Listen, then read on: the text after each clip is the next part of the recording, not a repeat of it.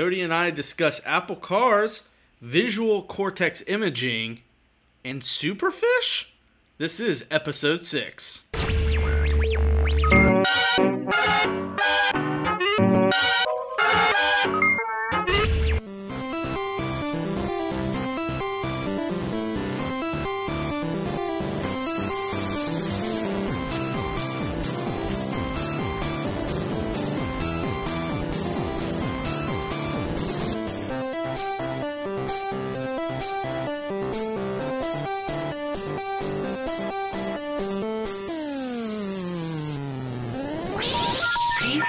Try again.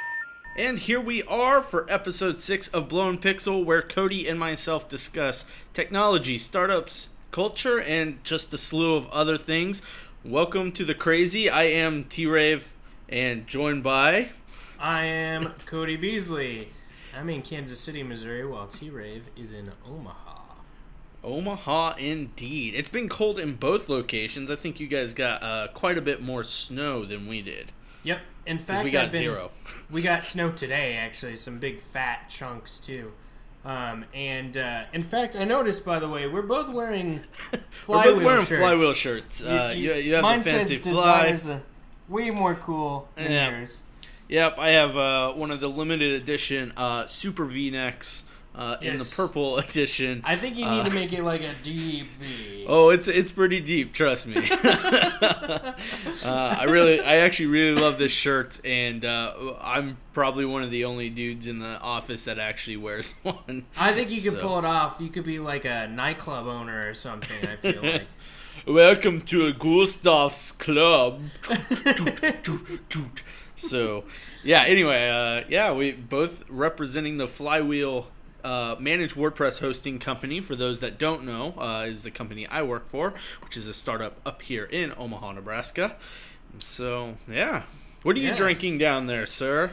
So, I've got my my Star Trek cup, which is like extra nerdy. It's the NCC 1701, apparently official glassware. And I have some Four Roses single barrel. It's very delicious with a cocktail mix inside of it. It was that kind of day. I just came back from Julep, too. So Julep is also a cocktail bar. I am essentially an alcoholic. Quite possibly, but this is not the show that we talk about alcoholism. It is the show that we embrace it and drink together. Let it wash over you. Yes, I'm drinking. I'm guessing this is how you say it. Dewars, I believe. Dewars. That's. I knew there was more of a proper name. Dewars Scotch whiskey. I got for my birthday about a year and a half ago. I just opened it. As I was describing to Cody, it is quite peaty. Yes, that is an accurate flavor note. It is correct. Very well. I know that it is, but I don't actually know what PD tastes like, other than it's really smoky in my mouth. Well, I'm not a huge tastes Scotch. Like a bog on fire is what it tastes like. It's I like Lefroy, right? I like to say that it tastes like an oil field on fire in my mouth, just the smoke just rolling out. Yeah. I'm not a huge fan of Scotch. I know that might disappoint some of our viewers. I love my Irish whiskey, but the actual Scotch, which is arguably whiskey, but anyway. Whiskey derivatives, right? They're in the family. Either way, what's happening in the Kansas City area, Cody? So outside of it being like crazy frigid, I think it's actually frigid all across the United States. It was like 9 in New York, and Chicago was dealing with 13s. That's kind of where we're at. Anyway, so things on our list. By the time you guys see this, the Midnight Underground Circus will have happened. I've got an interview with the organizer up, talking a little bit about that event, and we'll find out who that major headliner and everything is. I checked out the Folk Alliance, which is a really, really cool, big, Folk Alliance International makes this big, conference, and saw, some great bands happening there. There is a restaurant here called the IFO Tower, and it is a Vietnamese/French fusion restaurant in the Broadway area, and they're having a crazy, like, they're lumping themselves in with Chinese New Year. They're having a massive, like, New Year's blowout, which is pretty cool. So that's kind of things that are happening in Kansas City, and I'm actually really impressed at how many, like, festivals and random activities have just been popping up recently, and it's it's hard to keep track of right now. So anyway, that's at least off the top of my head, though by the time any of these viewers see it, all of it will all of it will be over. And I actually thought about that as, like, we need to get better at looking towards the next week's future. So when this does air, you have opportunities to join. Really, in Omaha, I try to do that, and not much is coming up. There are some user groups, like I've always mentioned, so nothing new there. I personally, you know, when I'm in a new city or trying to look for things, I use meetup.com or Eventbrite. Eventbrite doesn't really have much for Omaha in my taste or in this show's general vicinity of interest. However, you know, you can always grab the listing from meetup.com. There's, you know, a Java users group, a hacker user group. I know there was Beer and Code tonight, so if you are a programmer looking for those kind of groups, there are quite a few in Omaha and Lincoln area for those that are a little bit more west. So just, you know, check your local listings for those. Yes. I did want to bring one thing up that I have been meaning to mention for a while. So we're talking about all these activities that are happening, and a lot of us don't know what's going on. But at least in the tech circles, one of the big heavyweights in the event bulletin board of sorts is Forward KC, and that is fwdkc.co. There's all kinds of stuff, like an event calendar, there's a job listing. It's done by a great guy named Bob Specht here that works for the Think Big accelerator in town. And so if you have an event, just pop it on there. It will be great for us because then we can see what's going on. Let's get into this. Let's get into the news that entices our minds. I don't know where I was going with that. I was just gonna roll up my sleeves like we're getting into the. We got to work on catchphrases much. Yeah. Numero uno on my list of news that I found out. So there is a rumor with some substantialness to it that DARPA is working on a project that will do a interface with your visual cortex. So what that means for folks is that you'll basically have the ability to beam images into your brain, like right up in there. So if you could think of like Google Glass, you've got that stuff mounted on the actual glasses. This is something where you could essentially have an augmented reality just beamed into your mind, no extra business there. And so what they're trying to do is they're trying to make a $10 interface that's about the size of 2 nickels, and it's actually like implanted into your brain. Now this is crazy, right? Like it's Matrix grade ridiculousness at some point. But so this is something that I found at the Register. And basically, the project head, Dr. Philip Alvelda, is the biological technologies chief with DARPA. And he told a conference in Silicon Valley last week that the project had a short-term goal of this $10 kind of offering. So that's really all that I've heard about it. I certainly haven't seen like a press release by DARPA talking about this stuff. But it looks like the agency itself is developing this concept, which it's kind of inevitable when you're looking at the transhumanist kind of movement and predictions and where the technology is.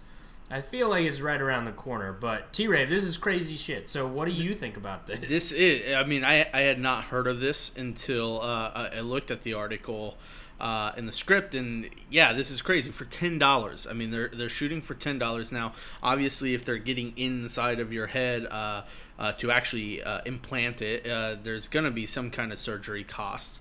But yeah, it starts to get, you know, the next evolution, I guess, of, you know, how you interact with your digital devices, or how you consume media or interact just with the world around you with an aid, essentially. And Google Glass came out. It had its pros and cons. It had people who loved it and hated it, and then they finally released it to the public, and now they're kind of shutting down not necessarily shutting down the project. Well, they're shuttering its current iteration, at least in the current iteration stuff. So this is definitely something, the next step of that, where you get the actual pieces out of the way, and it is something that is physically with seamless, you at all times. Right. So I think it's interesting because you could overlay any layer now. That could be heads up information, so any kind of telemetry, speed that you're going, or kind of what we've seen in the Google Glass territory. But it could also be anything from watching a movie. I mean, so the first kind of fidelity that they're pointing to is kind of like the resolution of an LED clock. So you're not going to be having a ton of fidelity there, but I mean, kind of the sky's the limit. This is very like neuromancery kind of stuff, right? Because if you can augment anything you see, you will, at some level, you have to start wondering, how do you decipher between reality and what's kind of augmented itself?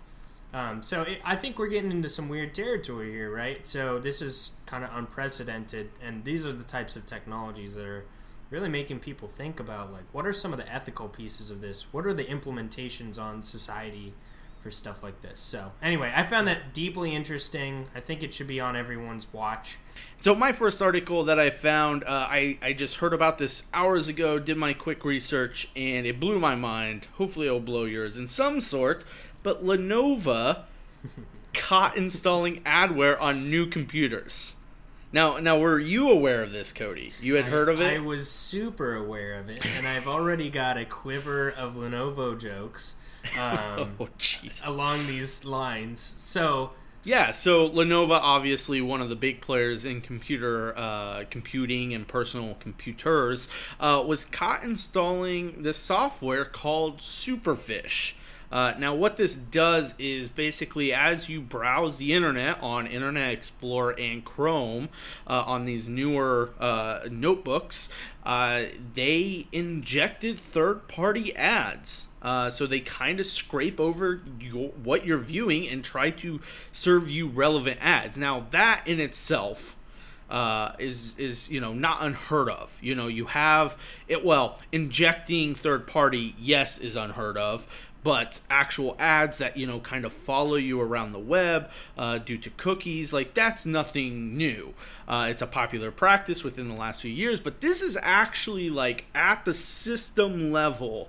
Like, you pull it out, you go through the setup of your new Windows 8 or whatever it is, and this software is activated and scraping and doing things that is essentially what they're claiming, bringing relevance to you for products. Well, what it is they're subsidizing the cost of that laptop by basically having other companies pay them to put this software on these computers. I mean, this is how laptop ecosystems have been forever. It's just these manufacturers say, okay, well, if all these third parties can pay me X amount, well, then that's just less cost that I have to deal with up front. Now, from what I understand, this Lenovo piece, I think there's actually monitors your traffic too. Oh, there's more. Yes. I will. I don't want to steal your thunder. It's obviously so Lenovo, comes out. They're like, hey, we've kind of deactivated this service. Up front, they're like, oh yeah, people are fine with it, and people are not fine with it. And then I'm pulling this information from the nextweb.com. Basically, the first time that Superfish was mentioned was earlier, second quarter of last year of 2014, I believe in May. And then Lenovo's kind of like, no, we didn't start doing it until later, and we stopped, and we deactivated in December, and then stopped installing it in January, and we're temporarily shutting it down. Well, that's not really the truth. Lenovo keeps shooting themselves in the foot. As people dig into this deeper, they found that they're installing a root certificate at the system level that basically is a man-in-the-middle certificate, a man-in-the-middle connection between you and secure sites. Now, Lenovo, again, was like, no, we're not collecting any bank information or any of that. And it's like, well, you can't claim that at this point. Which then a hacker jumped in and was like, guys, like, this is bad. This is really bad. And, like, you're storing, like, passwords in plain text. Not, like, your passwords, but, like, passwords to, like, what this man-in-the-middle part is doing it. The security between this middleware that they were installing. A hacker found out that just like public Wi-Fi, they could reverse engineer that middleware and then get access to all of your browsing history. And so Lenovo basically was like, this is a way to, maybe parents want to see what their kid's activity is, blah, blah, blah. But really what it is it's actually very easy for a hacker to reverse engineer the software that's loaded on these Lenovos and then use it as a monitor to whatever anyone is viewing at the time, even if it's a secure site.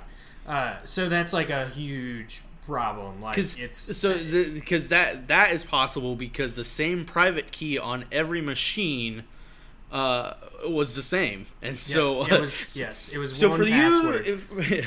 For anyone out there that doesn't really understand how SSL works, in the quick form of it, there are kind of two parts of it, and one is at the private level on the server, and it's encrypted, and when you visit a site that has HTTPS, it sits there and it has a certificate that the browser goes, hey, let me check that. Oh, yeah, that's cool. That's why you get the green padlock. When you don't, or you have mixed content, you don't get a green padlock. Or sometimes you get something that's like, whoa, stop. This is not the certificate, the private key. This server is not what the certificate matches. Stay away. Chrome does a great job of trying to stop you and block you. But this is just dirty in so many ways, because this is at your system level saying, no, everything's cool, and they're sitting right in the middle. So when it checks to see that other key, it's like, yeah, everything's cool, and we're also kind of filtering stuff and collecting stuff of some sort. Mm-hmm. All right, so I've got my piece of news here. So if you've been following some of the robotics innovations, there's kind of a company called Boston Dynamics, and Google bought them pretty recently, within the last year or so. I think maybe a year or 2 years, something like that. Anyway, so there's a couple robots that Boston Dynamics makes. One is kind of the big dog, which is this like shambling horror, at least it used to be, this loud thing. And what it is, it's like a pack mule. So it's a quadruped that kind of shambles on the ground, and it can do all kinds of different crazy terrain, and so you just load it up, and it's supposed to be used as kind of a militarized pack mule. And then there's the other popular one that is kind of a biped, so think it's closer to how a human is kind of built. So it's 2 legs and arms and things like that, and that is called Atlas. So Atlas is kind of like a soldier of sorts. At least he kind of looks more like your iRobot type. He's still like filled with metal and wires, and it's crazy. But anyway, he's been on a tether. Like, he's essentially a robot that's plugged into a wall. And so he walks around and everything. But now they have untethered him. So they actually have a battery in him, so he doesn't have the dependency there. And also there's a pump, so you can kind of have burst strength when necessary. And anyway, it's kind of cool because it's kind of a milestone in kind of biped robotics, and it's kind of a major one because there's a lot of this robotic stuff is kind of it's going at a clip, an exponential clip. And so when you think of kind of robots, and like there's a new movie called Chappie. Now Atlas is very close to kind of Chappie, without kind of the nuances of personality and all that other stuff. It's still quite much a machine, but Anyway, T-Rave, I want to get your thoughts so I don't just steal this chunk. Well, yeah, just look. I again hadn't seen this, and looking over, it's we talked about Asimov a few weeks ago from Honda. It's very much in the same category. Asimov, sorry. It's very there he is. I got my little Asimov. It's very unique. Last week we covered the flyability drone that goes into areas. These unmanned bots. Unmanned research devices. UAV. A UAV, it's close to the drones we use. Yeah. So it's unique seeing these, especially when you put them into practical application of going into dangerous areas, or basically pulling a human's life out of the way, with possibility of being more precise with these vehicles, essentially, especially if they have extra tools with them. This vehicle can probably hold quite a bit more than a human being can have. That would require multiple going into an area. So very, very unique, very interesting, this side of robotics, moving into the human and the helping aid in the sense of disasters or rescue or whatnot. Yeah, there's a lot of, just like we as people are kind of these biped creatures, that's kind of where that Atlas is going. So if you see an Elysium, you see his robot personnel or his guards are kind of in this cut. You also see that, probably a more immediate application is more in the general purpose robotics. So you can actually teach a robot to pick up a cup, and so these robots can do things on an assembly line that are kind of monotonous tasks. And the cool thing about the general purpose robots is that you can say, okay, do this thing, and they will do it every time. They can sense if a thing's here, and then they put it here, or maybe they unscrew a lid, and that technology is actually right now. Yeah, and the next piece for myself is not final, but it's definitely thrown out there, and that is Apple wants to start producing cars as soon as 2020. Now, when I first heard about this, I actually heard that Apple was looking to maybe partner with another car manufacturer. This article from Bloomberg is definitely pointing that they are going at it themselves, with more indications of them actually hiring engineers, them actually pulling people from other companies, or at least offering them quite big sums of money. Now, Apple kind of introduced itself into the car world a few years ago, or at least an add-on to kind of the computer, the stereo system that you can interact with, more connectivity to your phone. This is just a stab at the electric car movement, as that's what they are really targeting, and their goal is to get it out by 2020. From this article, and just kind of learning more about cars in general, car manufacturing in general, is that's a quick timeline. Most say 5 to 7 years of development, and that's from an experienced company. Apple has not ever stepped anywhere near the actual production of cars, so it's definitely big news. It comes from them making a ton of money in the last year, and so they're looking for more projects. Just putting that in perspective, I believe last quarter they brought in $18 billion. $18 billion. It is I believe it's the highest rated company, certainly in America. I think its valuation is close to $1 trillion now, which is insane. I don't know if anyone's ever gotten close to that. Something like 700, 800 million is where this is at. So Apple is in an interesting situation because they're clearly the kind of they're into consumer products and things like that, and to get into the car game, is kind of like a shot off the bow of Tesla and some of these other guys. And it's even scared a lot of the auto manufacturers, whether they'll admit it or not. You saw the GE CEO just recently talk about this, and he's like, making cars is hard, Apple. You might want to just rethink this whole thing and keep to the stereos that you've been doing. It's so cute. And so there was I think I saw like a Giz article or something, and it shows every time that Apple enters an industry and someone's like, oh, it's that Apple that got the iPods, it's not a real thing, and they're then cute over there. right, and then they just destroy their market. So I mean, that's something to watch. Now, from what I understand, they've been making this thing for like a year. At least that's the rumor.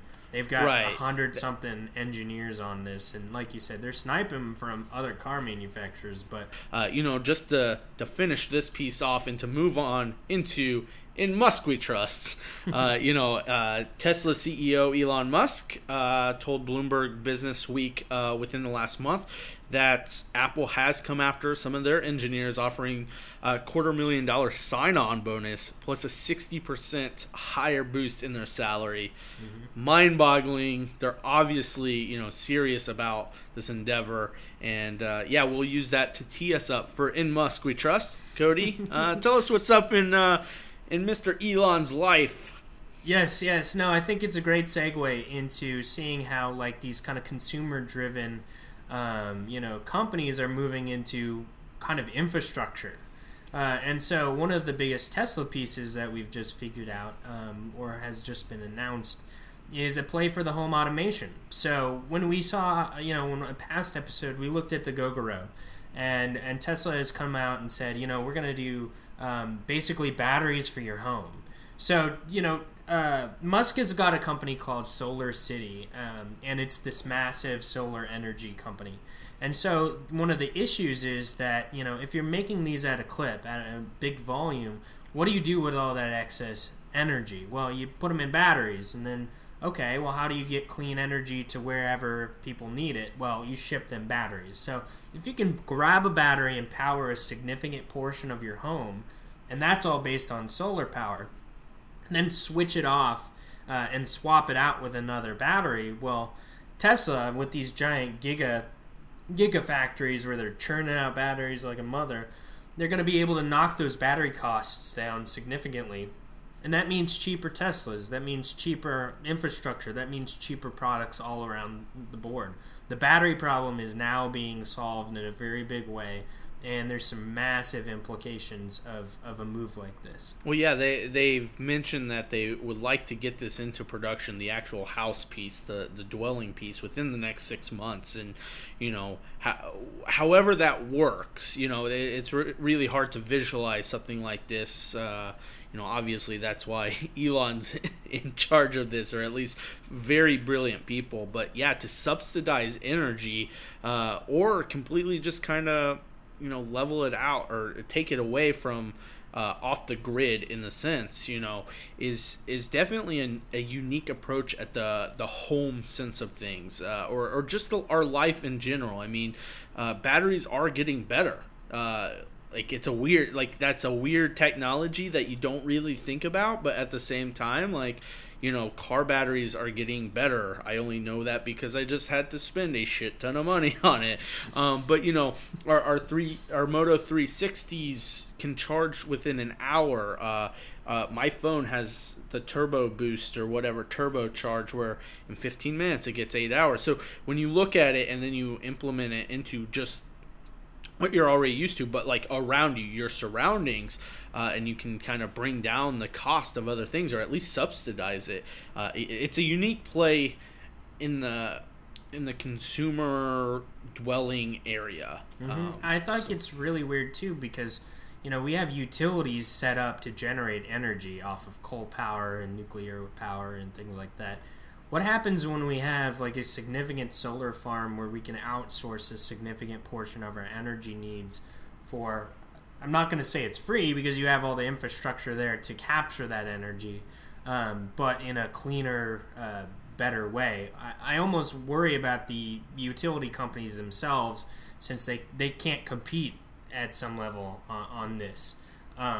I guess I don't care that much, but it is I care very little about those money grubbing crazes. Yes, but But it is something to think about. Like, there are some pretty broad implications with what if our energy power is super cheap? What if its capacity is massive? What if it can be recharged quickly? What if it can be recharged with no carbon footprint? Like, those are massive implications. We are done. We thank all of you for watching, and tune in next week. Watch the edited version. Share this around. We would much appreciate it. Thank you for watching episode 6 of Blown Pixel. Have a wonderful week. Please hang up and try again.